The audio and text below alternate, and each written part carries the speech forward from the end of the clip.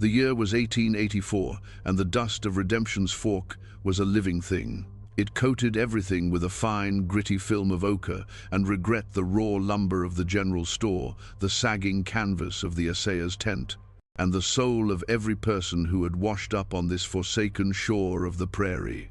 Cora knew the taste of that dust better than any other. It was the taste of cheap whiskey, of men's stale sweat, of a life lived in the dim, smoky light of the Last Chance Saloon, a place whose name was less a promise than a final, bitter judgment. Her world had shrunk to the dimensions of that room.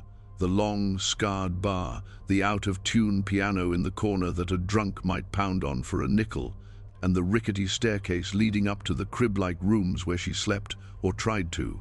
Each day was a copy of the one before, a rhythm of wiping down tables, pouring drinks, and smiling a smile that never reached her eyes. She moved through the boisterous noise with a practiced detachment, a ghost in a gingham dress that had seen better days. The men who came and went saw a vessel for their coarse jokes and clumsy desires, a pretty face with haunted eyes, but they never saw her. Cora had made sure of that. She had built walls around the girl she once was, stone by painful stone, and now the fortress was so complete she sometimes forgot who she was protecting. The routine was her armor. It was monotonous, soul-crushing, but it was predictable. In a life that had been defined by brutal unpredictability, the sameness was a kind of solace. She knew what to expect from the sour-faced owner, Mr. Blackwood, who paid her just enough to keep her tethered to this place. She knew what to expect from the cowboys and prospectors, their pockets flush one day and empty the next, their moods shifting with the luck of a card or the depth of a bottle. She had learned to navigate their fleeting tempers and their clumsy advances, to deflect and disarm with a sharp word or a sudden, calculated coldness that left them blinking in confusion. It was a skill learned in a harder school than this, a lesson etched into her memory with the sharp point of loss. Grief was a constant companion, a weight she carried in the hollow of her chest. It was the memory of a family farm in Ohio, of green fields under a gentle sun, of her mother's hands kneading dough, of her father's laughter. All of it had been devoured by fever one cruel winter, leaving her adrift at 17. The journey west had been a desperate flight from that silence, a search for something, anything to fill the void. Instead, it had only led her here, to this place where hope came to die. Here, her isolation was absolute. She was surrounded by people yet utterly alone, a condition that felt both like a curse and a carefully guarded necessity. To connect was to risk, to care was to invite pain, and Cora had no more room for pain. The undisputed king of Redemption's Fork was a rancher named Garrison Vance. He was a man whose wealth had been built on ruthlessness and whose authority was enforced by a cold, unwavering cruelty. He walked through the town as if he owned it, his shadow falling long and dark over everyone. When he entered the Last Chance, a hush would fall. Even the most raucous drunkards would quiet themselves, their bravado shrinking under his pale, dismissive gaze. He treated Cora no differently than he treated his cattle, as something to be used and discarded. She endured his presence with the same stoic resignation she applied to everything else, her face a blank mask, her spirit retreating to the one place he could never touch. On a sweltering afternoon, when the sun beat down on the town like a blacksmith's hammer, the fragile monotony of Cora's existence was shattered. A commotion erupted in the dusty street outside the saloon. Shouts and curses cut through the midday stupor. Cora, wiping down the bar, looked up, a familiar sense of dread tightening in her stomach. Mr. Blackwood grumbled and went to the door, peering out. "Just Vance and his boys, having some sport," he said, a note of grim satisfaction in his voice. Cora felt a cold knot form in her gut. Vance's sport was never harmless. She moved to the swinging doors, pushing one open just enough to see. In the center of a small, jeering circle of men stood Garrison Vance. Before him, held firm by two of his ranch hands, was an elderly Cheyenne woman. Her hair was the color of snow, braided with a few simple beads, and her face was a roadmap of dignified years. She stood straight, her dark eyes showing no fear, only a profound and weary contempt for the men who surrounded her. "Found this thieving squaw sneaking out of the mercantile," Vance announced, his voice carrying easily in the still air. "Tried to make off with a sack of flour." The mercantile owner, a nervous man named Peterson, wrung his hands. I did not see her take it, Mr. Vance. It might have been a misunderstanding."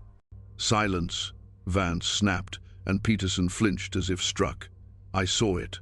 That's all the proof this town needs." He turned his attention back to the woman. Her name, Cora would learn later, was Vivina. At that moment, she was simply a symbol of everything Cora had come to despise about this place: the casual cruelty, the bullying of the weak, the utter lack of justice. Vance uncoiled a long leather whip from his belt. "The sheriff's away, but order must be kept. 10 lashes for the thief." A murmur went through the crowd. 10 lashes could kill a woman her age. But no one spoke up. No one dared to cross Garrison Vance. Vivina's chin remained high. She did not beg or plead. Her silence seemed to infuriate Vance more than any protest could have. He gestured to his men, and they tore the blanket from her shoulders, bearing her frail back to the merciless sun. Cora's heart hammered against her ribs. She saw not just an old woman, but the specter of every injustice she had ever witnessed or suffered. She saw the casual power of a cruel man, and the cowardly silence of those who enabled him. The carefully constructed walls around her heart began to crack. The dust, the whiskey, the leering faces, it all swirled into a vortex of nausea. Something inside her, a part she thought long dead, screamed in protest. As Vance raised the whip, its shadow falling like a striking snake, Cora moved. She didn't think, she acted. She pushed through the swinging doors, the sudden sunlight blinding her for a moment, and walked directly into the center of the circle. "Stop," she said. Her voice was quiet, but it cut through the tension with the clarity of a bell. Vance froze, the whip held aloft. He turned, his eyes narrowing in disbelief. "What did you say, girl?" "She didn't do it," Cora said, her gaze fixed on him. "And you will not lay a hand on her." A wave of stunned silence rolled over the crowd. For a saloon girl, a woman with no status and no protector, to defy Garrison Vance was unthinkable. Vance let out a short, ugly laugh. "Get back inside before you earn a lashing yourself." "If anyone is to be whipped," Cora said, her voice gaining strength, "it will be me." She looked at Vivina, whose stoic expression flickered with surprise. Cora saw in those ancient eyes a flicker of recognition, a shared understanding that transcended words. In that moment, Cora was not just defending a stranger, she was defending her own last shred of humanity. Vance's face contorted with rage. His authority had been challenged publicly by the lowest person in town. "You foolish girl," he hissed. "You have no idea what you've just done." He looked around at the faces in the crowd, a smirk twisting his lips. He saw an opportunity not just to punish, but to make an example. "Fine. You want to take her place. You want to feel the sting of justice. Then you shall, but the price has gone up. 7 lashes for interfering." He shoved Vivina aside, and she stumbled, caught by the mercantile owner, who suddenly found a spine. Cora didn't flinch. She turned her back to Vance, pulled the collar of her dress down, and closed her eyes. She braced herself, her hands clenched into fists at her sides. The first lash was a line of fire that seared across her back, stealing her breath and drawing a collective gasp from the crowd. Pain, white-hot and absolute, exploded behind her eyes. Another followed, then another. She bit her lip until she tasted blood, refusing to cry out, refusing to give him the satisfaction. Each strike was a lifetime. With the 7th, her knees gave way, and she fell into the dust, the world dissolving into a red-hazed blur of agony. The last thing she saw before consciousness faded was Vivina's face, her dark eyes filled with a fierce, unreadable emotion. Cora woke to the familiar smell of stale beer and regret. She was in her small room above the saloon, lying face down on the thin, lumpy mattress. Every breath was a fresh agony, a reminder of the fire that had been laid across her back. Someone, likely Mr. Blackwood, had unceremoniously dumped her here and left her to her misery. The door creaked open, and the saloon's swamper left a bucket of water and a few rags just inside before scurrying away, not meeting her gaze. She was a pariah now, not just a saloon girl but a troublemaker who had publicly shamed the most powerful man in town. Her isolation was now complete, branded onto her skin. She spent the rest of the day and a long, feverish night drifting in and out of a painful haze. The hours blurred together, marked only by the shifting light through her grimy window. When morning finally came, it brought with it a sound unlike any other she had heard in Redemption's Fork. It was the soft, rhythmic fall of unshod hooves on the dusty street, a sound of deliberate, unhurried power. It was the sound of many horses, moving as one. Drawn by a pained curiosity, Cora pushed herself up, ignoring the scream of her torn flesh. She shuffled to the window and peered down. What she saw made her blood run cold. Lined up in the street, directly in front of the saloon, were 6 tall, broad-shouldered Cheyenne warriors. They sat atop their horses with a stillness that was more menacing than any war cry. They were armed, their faces stern and unreadable, their dark eyes scanning the town with an unnerving intensity. In their center sat Vivina, her posture as straight and proud as it had been the day before. The town held its breath. Doors were bolted, windows shuttered. Mr. Blackwood could be seen cowering behind the bar. This was not a raiding party. Their movements were too calm, too purposeful. This was something else. This was a reckoning. One of the men dismounted. He was clearly the eldest, his presence commanding a quiet authority. He moved not to the saloon doors, but to the narrow staircase on the outside of the building that led to the upstairs rooms. Cora's heart pounded in her chest. They had come for her. She backed away from the window as footsteps ascended the stairs, heavy and deliberate. A knock came at her door. It wasn't a request, it was an announcement. She was too weak to run, too tired to fight. She simply waited. The door opened, and the man who had knocked stepped inside, followed by Vivina. He had to duck his head to clear the frame. He was taller than any man she had ever seen up close, his face a mask of solemn dignity. Vivina's expression was soft, her eyes holding a deep gratitude that made Cora's throat tighten.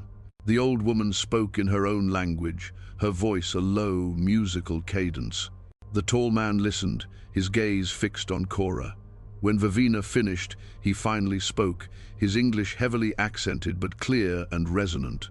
"My mother, Vivina, says you have the spirit of a warrior. You took the pain that was meant for her. Our family has a debt to you that cannot be paid with horses or blankets."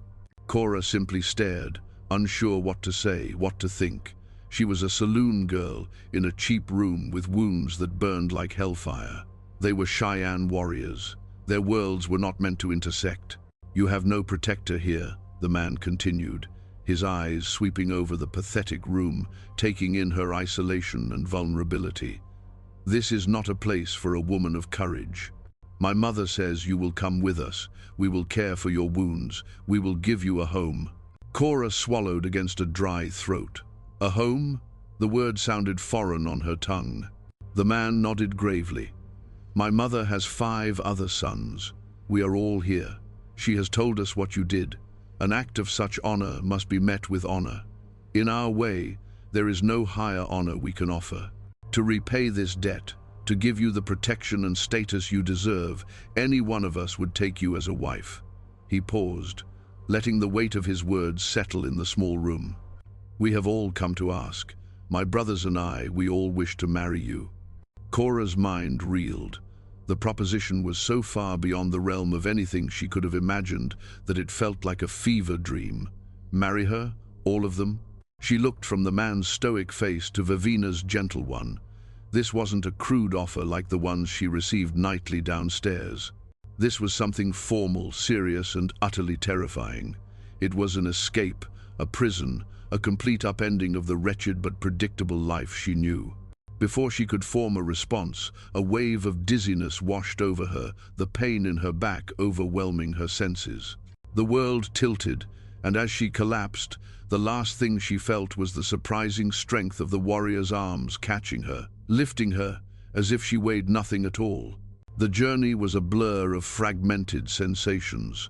Cora drifted in a state between sleep and consciousness, cradled in a travois lined with soft furs that Vivina had arranged. The gentle, swaying motion was a strange comfort, a stark contrast to the jolting wagon ride that had first brought her west. The pain in her back remained a constant, burning throb, but it was muted now, as if held at bay by the sheer strangeness of her situation. Sometimes, she would open her eyes to see the vast, bruised sky of the prairie stretching out above her. Other times, she would see the faces of the brothers, riding silently alongside, their expressions watchful and severe. They rarely spoke, communicating with subtle gestures and glances, moving with a unity that spoke of a deep, unspoken bond. She learned their names slowly, whispered to her by Vivina during moments of clarity. The eldest, who had carried her from her room, was Vokin. He was the speaker, the leader, his presence a steady anchor for the group. Then there was Moketavato, whose face seemed carved from stone and whose eyes missed nothing. He was the warrior, the guardian. Honyahaka was quieter, more introspective, his gaze often turned inward or towards the horizon, as if reading stories in the clouds and the distant mesas. Wovoka was the youngest, his features not yet fully hardened, a flicker of curiosity sometimes breaking through his serious demeanor. The final two were a pair she thought of as shadows, moving at the edges of the group. Notoksu, the hunter, lean and intense, and Ezevone, whose movements were quick and fluid, like the fox for which he was named. They were an intimidating force, a wall of silent masculinity that initially terrified her. In her experience, men were a source of danger, their desires a constant threat to be managed. But as the miles passed, a different understanding began to dawn. Their watchfulness was not predatory, it was protective. When she shivered, a heavy buffalo robe was draped over her. When her lips were chapped and dry, a waterskin was held for her. These small acts of care were performed without comment, with a simple, functional grace that was entirely new to her. They were tending to her not as a possession but as something precious, something they were honor-bound to protect. They made camp as the sun bled across the western sky. A fire was built, and soon the smell of roasting meat filled the air. Vivina helped Cora sit up, propping her against a saddle. The old woman's hands were gentle as she tended to Cora's back. She cleaned the wounds with a cool, herbal-smelling liquid that soothed the burning, then applied a thick, dark salve that felt like a balm on her soul as much as on her skin. Vivina worked in silence, her touch communicating a depth of empathy and gratitude that needed no words. The brothers sat around the fire, their formidable silhouettes stark against the flames.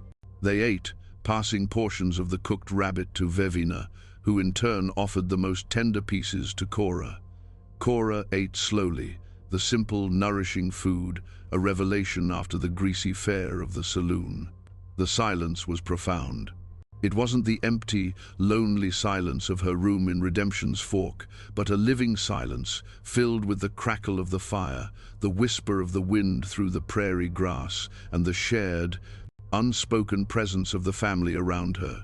She watched them, trying to understand. The marriage proposal still hung in the air, an impossible, unbelievable fact. She looked from one brother to the next, trying to imagine being a wife to any of them, let alone all of them. The concept was too foreign, too vast. For now, she was a patient, a charge, a fragile piece of cargo they were transporting with the utmost care. They reached their camp 2 days later. It was nestled in a shallow, wooded valley, sheltered by a crescent of low hills. Tipis stood like pale sentinels against the deep blue of the sky, smoke curling lazily from their peaks.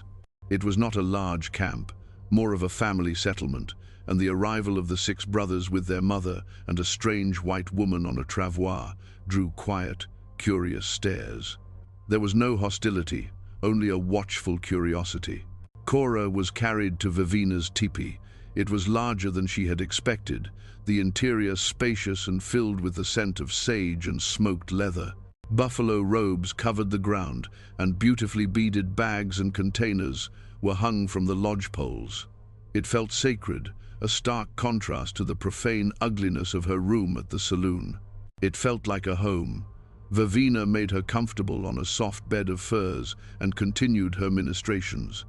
Here, in the heart of their world, Cora's healing truly began. The days that followed fell into a gentle, quiet rhythm. Her world was the teepee, her primary companion, Vivina. The old woman was a constant, soothing presence. They communicated in a pidgin of broken English, Cheyenne words, and elaborate hand gestures. Vivina would point to an object, a bowl, a fire, the sky, and say its name in her language, encouraging Cora to repeat it. Cora, in turn, would teach Vivina the English words. Through this slow, patient exchange, a bond of deep affection and understanding grew between them. Vivina told Cora about her sons, about their father who had been a great chief, about the traditions that guided their lives. She never mentioned the marriage proposal again, letting Cora heal without pressure, without expectation. The sons remained a respectful distance away. Cora would see them coming and going from the camp, their lives filled with purpose. Notoksu and Azavone would leave before dawn with bows and return with game. Moketavato would spend hours training the younger boys of the camp, his voice a low, steady rumble of instruction. Honiahaka would sit for long stretches, carving intricate figures into a piece of wood, his focus absolute. Wovoka often shadowed Vivina, helping her with tasks, his youthful energy a contrast to his brother's solemnity. And then there was Vokin. He would come to the teepee each evening to speak with his mother. He would always incline his head respectfully to Cora, his dark eyes holding a quiet gravity. Sometimes he would ask, in his careful English, "You are healing?" And she would nod, her voice small, "Yes, thank you." These brief exchanges were fraught with a strange intensity. Of all the brothers, he was the one who seemed to carry the weight of their family's honor most heavily on his shoulders. Cora found herself watching for him, her heart giving a strange flutter when he appeared at the teepee entrance. As her back healed, the scabs giving way to tender pink scars, the deeper wounds within her also began to close. The constant vigilance she had lived with for so long started to recede. Here she felt no threat. The men of the camp treated her with a deference that was utterly foreign. They did not leer at her or make crude remarks. They averted their eyes as she passed, a sign of respect she slowly came to understand. She was under the protection of Vivina and her 6 sons, and that protection was absolute. One afternoon, Vivina led her to a small stream that trickled through the valley. While Cora bathed, Vivina presented her with new clothes, a soft deerskin dress, intricately decorated with porcupine quills. It was more beautiful than anything Cora had ever owned.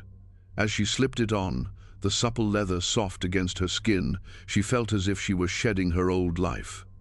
The gingham dress of the saloon girl, a uniform of her shame and servitude, was gone. Looking at her reflection in the water, she saw a different woman. Her face was still hers, but the haunted look in her eyes was beginning to fade, replaced by a quiet uncertainty and perhaps the first flicker of hope. She was no longer just Cora, the saloon girl from Redemption's Fork. She was something more, something new, something she had yet to define.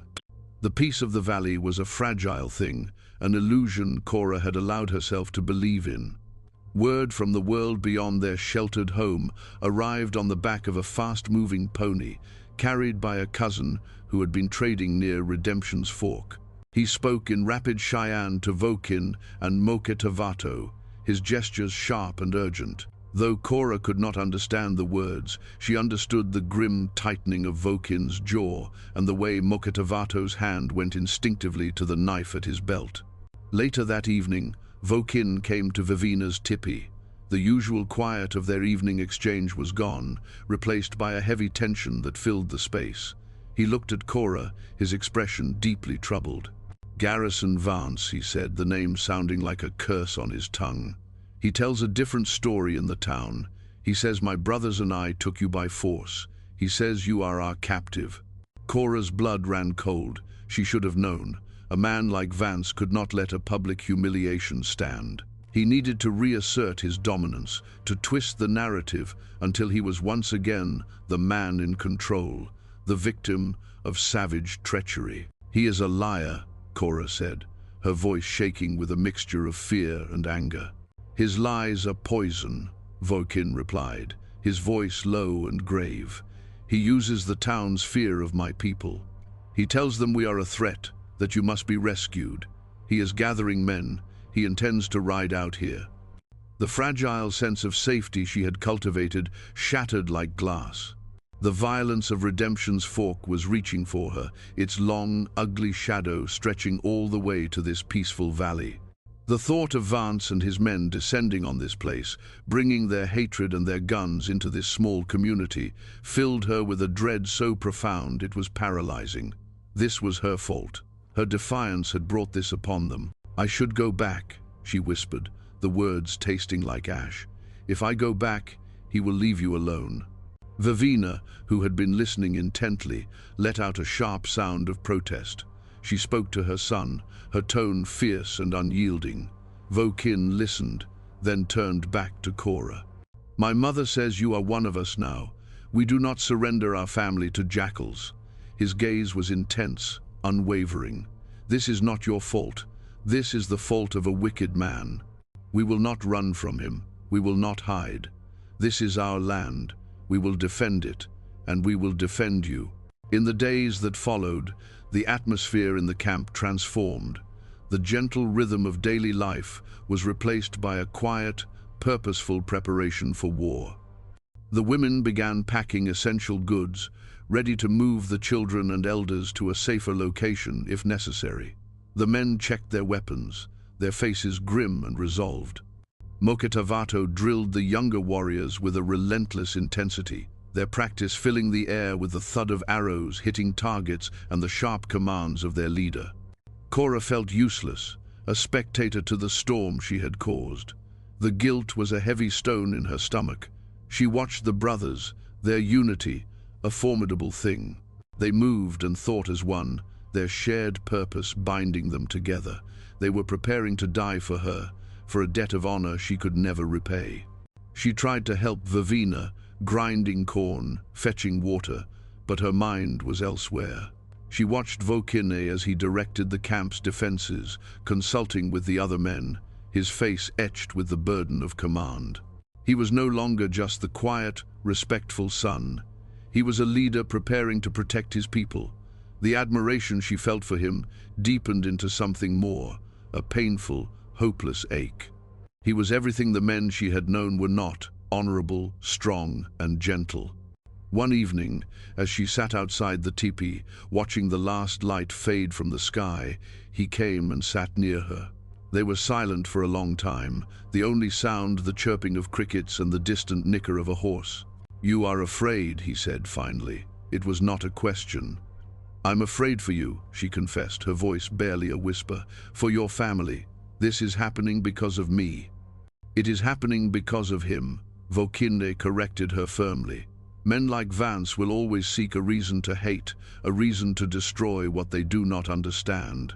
If it were not you, it would be something else, a stolen horse, a dispute over land. You did not bring the storm, Cora. You only showed us where the lightning would strike." His words were a small comfort, but they did not absolve her. "What will you do?" "We will be ready," he said simply. "We will not seek a fight, but if he brings one to our home, we will finish it."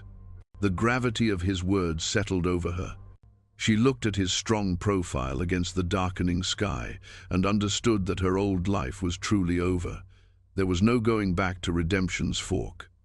Her fate was now inextricably tied to this family and the coming conflict. The saloon girl who had once hidden from the world was gone. In her place was a woman who had been shown a kindness so profound, she knew she would rather die with these people than live without them. The stakes had been raised from her personal safety to the survival of the family that had taken her in. And as the night grew deeper, Cora knew that when the confrontation came, she would not be a helpless victim cowering in a teepee. She would find a way to stand with them. The morning of the confrontation dawned gray and ominous, the sky choked with clouds that mirrored the tension in the camp. A scout had ridden in before sunrise, his horse lathered in sweat. Vance and a posse of nearly 20 men were on their way, a grim procession of armed prejudice riding hard for the valley. The non-combatants had already been moved into the deeper woods, their silent departure leaving the main camp feeling eerily empty. Only the warriors remained, a silent, determined line of defense. Cora stood with Vivina near the entrance to her tipi, her heart a frantic drum against her ribs. She wore the deerskin dress, a symbol of her new life, a life now hanging by a thread. Vivina's hand found hers, her grip surprisingly strong, a silent transfer of courage from the old woman to the young one. The 6 brothers stood at the edge of the camp, positioned behind the natural cover of rocks and trees. They were not arranged for a charge, but for a defensive stand. Vokin stood slightly forward, his posture radiating a calm authority that defied the impending violence. The sound of their approach came first, the thunder of hooves, the jangle of bridles, the ugly murmur of men's voices. Then they appeared at the mouth of the valley, a ragged but heavily armed collection of ranchers and town drifters, their faces set in grim lines of self-righteous anger. Garrison Vance was at their head, sitting on a fine black stallion, the whip that had scarred Cora's back coiled at his saddle. They halted 100 yards from the line of warriors, their horses stamping nervously. The air grew thick, charged with the promise of bloodshed. "Vokin," Vance's voice boomed across the clearing, arrogant and demanding. "I've come for the white woman. Send her out now, and we'll let the rest of you live." Vokin did not shout back. He stepped forward into the open, his hands empty and held away from his body to show he was unarmed. "The woman is not a prisoner," he called out, his voice clear and steady. "She is an honored guest of my family. She is here by her own choice." "Liar," Vance spat. "You savages have bewitched her. We're here to bring her back to civilization. Send her out, or we'll burn this camp to the ground and kill every last one of you." Some of the men in the posse shifted uneasily. They had signed on to rescue a captive woman, not to participate in a massacre. Vance's raw bloodlust was making them nervous. It was then that Cora knew what she had to do. This was not a battle to be won with arrows or bullets. It was a battle of wills, a battle of truth against lies. She squeezed Vivina's hand, then let go. Ignoring the old woman's quiet gasp of protest, Cora walked out from behind the teepee and into the open space, moving to stand beside Vokin. A murmur of surprise ran through the posse. She was not bound or bruised. She stood tall and defiant, her gaze locked on Garrison Vance. The sight of her, alive and seemingly unharmed, standing willingly beside the Cheyenne leader, threw Vance's narrative into chaos. "Cora," he snarled, his face darkening with fury. "Get over here. We've come to save you." "Save me?" Cora's voice, though not loud, carried across the charged silence with perfect clarity. "You were not trying to save me when you laid a whip across my back in the middle of the street, Mr. Vance. You were not trying to save me when you left me to bleed in my room." Her words struck the posse like a physical blow. Some of them had been there. They had watched. The memory of it, now voiced by the victim herself, was a seed of shame and doubt. "I did that for your own good," Vance blustered, his control beginning to fray. "To teach you a lesson about interfering." "The only lesson I learned that day was about your cruelty," Cora shot back, taking another step forward. Vokin moved with her, a silent, protective shadow at her side. "And the only salvation I have found is with these people. This man's mother showed me a kindness you couldn't begin to understand. His family healed my wounds. They gave me shelter. They have shown me more honor and decency in 2 weeks than I ever saw in a year at Redemption's Fork." She turned her gaze from Vance and looked directly at the men behind him. She recognized some of them from the Saloon ranch hands, prospectors, men who were not inherently evil, but weak and easily led. "Look at me," she implored, her voice ringing with an earnestness they could not ignore. "Do I look like a captive? I am here because I choose to be. I am with this family because they are good people. The only savage I see here is the man who whipped a defenseless woman in the street for his own amusement. The only liar is the man who told you I needed rescuing to justify his own hatred." Her words hung in the air, a stark and undeniable truth. The men in the posse looked at each other, then at Vance, then back at Cora. The certainty that had driven them here was dissolving. They saw not a savage warrior and his captive, but an honorable man and a courageous woman standing together against a common enemy. Their enemy. "She's lying. The savages have turned her head," Vance screamed, his face purple with rage. He drew his pistol. "If she won't come, then she'll die with them." He aimed the gun, not at Vokin, but at Cora.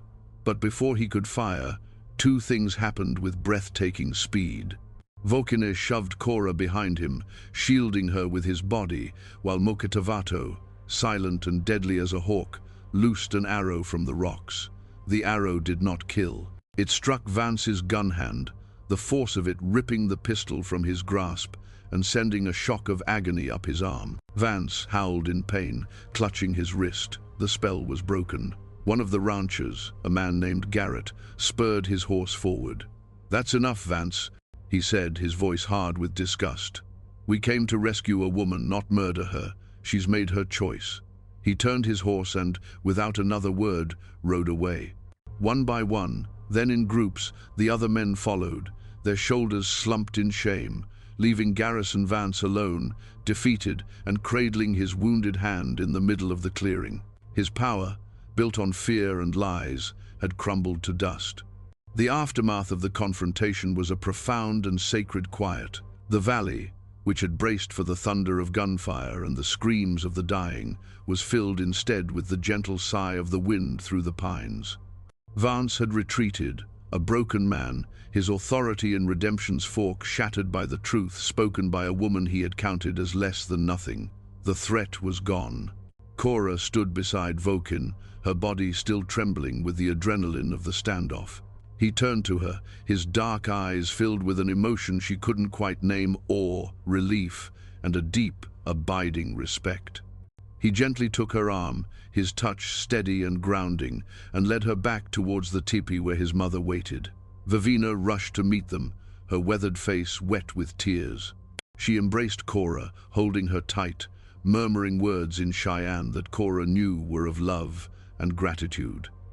In that embrace, Cora finally allowed herself to break. The years of pain, of loneliness, of carefully guarded emotions, all came pouring out in a flood of cathartic tears. She wept for the girl she had been, for the woman she had been forced to become, and for the possibility of a future she had never dared to imagine. She was held and comforted, not as a stranger or a burden, but as a daughter, as family. That evening, a celebratory fire was lit in the center of the camp. The people who had hidden in the woods returned, their faces joyful. The story of Cora's courage had spread through them like wildfire. She was no longer the strange white woman. She was the warrior, hearted woman, the one who had faced down the enemy with words as sharp as arrows. She sat by the fire between Vivina and Vokin, feeling a sense of belonging so profound it was almost painful. She watched the children laugh and play, watched the families share food and stories, and understood that she had finally, improbably, found her home. Later, when the celebrations had quieted and the camp was settling into the soft dark of the night, Vokin walked with her to the stream that ran through the valley. The moon was a silver sliver in the sky, its light dancing on the rippling water. "What you did today," he began, his voice a low rumble in the quiet, "required more courage than fighting with a weapon. You fought with the truth." "I only said what was in my heart." Cora replied softly, looking at their reflections in the water. "This family, you have all shown me what it means to be brave, what it means to be honorable." They stood in a comfortable silence for a moment before he spoke again. When we came to you in that town, he said, choosing his words with care, our offer was made from honor, a debt to be paid. It was the way of our people, but it is not a cage. Cora looked up at him, at his strong, kind face illuminated by the moonlight. I know. My brothers and I, we all would have honored the commitment, but a heart cannot be divided into 6 pieces. And a marriage must be more than the payment of a debt. He paused, his gaze searching hers. My heart is no longer divided. It knows where it belongs. I do not ask you now out of duty, Cora. I ask for myself. Be my wife, share my tipi, be the mother of my children. Let me spend my life protecting the woman who saved my family. His words were simple, direct, and more beautiful than any poetry she had ever read. This was not a transaction. This was a truth, spoken from one heart to another. The fear and confusion she had felt when she first heard the proposal were gone, replaced by a clear and certain peace. Yes, she whispered, the word a quiet affirmation in the night. Yes, Vokin. He did not kiss her, as a man from her world would have. Instead, he gently took her hand, his large, warm fingers closing around hers. It was a gesture of profound intimacy, a promise of partnership, of a shared life. They stood by the water for a long time, hand in hand, watching the stars emerge in the vast, dark sky. The scars on her back were a map of her journey, a testament to the pain that had led her here, but they no longer burned. They were just a part of her story, the story of how a lost and broken saloon girl from Redemption's Fork had found her home, her warrior's heart, and her love in the most unexpected of places.